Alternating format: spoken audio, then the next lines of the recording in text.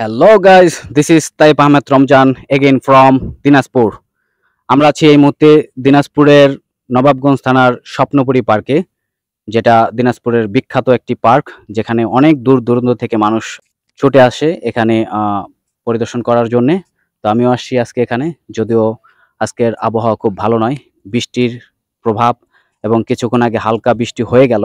তো তারপর আমি আছি এই মুহূর্তে দিনাজপুরের একটি পার্কে। তো আমি এখানে যে মজার বিষয়টা সেটা আমি আপনাদেরকে দেখাবো। সেজন্য এখানে আসলে ভিডিওটা শুট করা। তো প্রথমত বলবো যে আপনারা যারা হেলিকপ্টারে রাইড করতে চান, বিশেষ করে অল্প খরচে, তাদের জন্য হচ্ছে এই ভিডিওটা। তো চলুন, লেটস গো উইথ মি।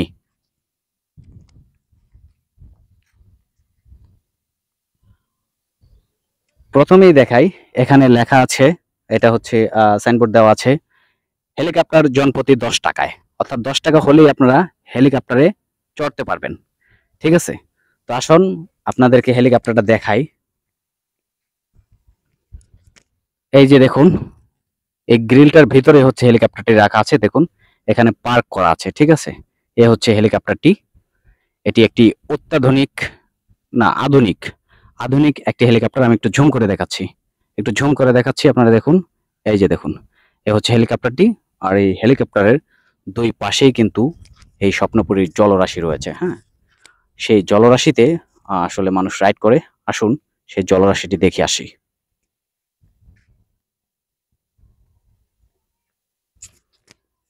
এই দেখুন, এই হচ্ছে জলরাশি।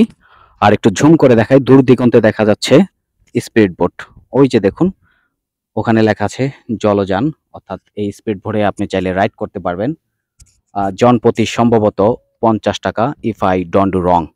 অর্থাৎ আমি যদি ভুল না করে থাকি, 50 টাকায় আপনারা এখানে রাইড করতে পারবেন কিছু সময়ের জন্য।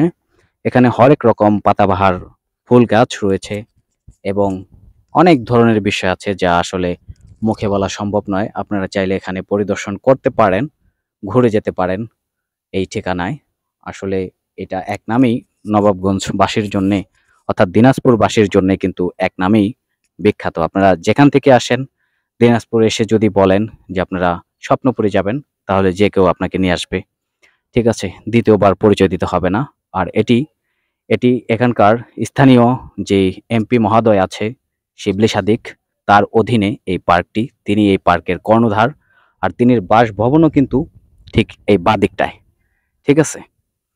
তো এই বাদিকটা হচ্ছে তার বাসভবন, তিনি এখানে বাস করেন। আর এই চারপাশে এই মনোরম পরিবেশটাই তিনি উপহার দিয়েছে দিনাজপুরবাসীর জন্যে। ঠিক আছে? আর ওই দূর দিগন্তে রাইট সাইডে আছে একটি, কি বলে এটাকে, এটাকে কি বলে আমি জানি না।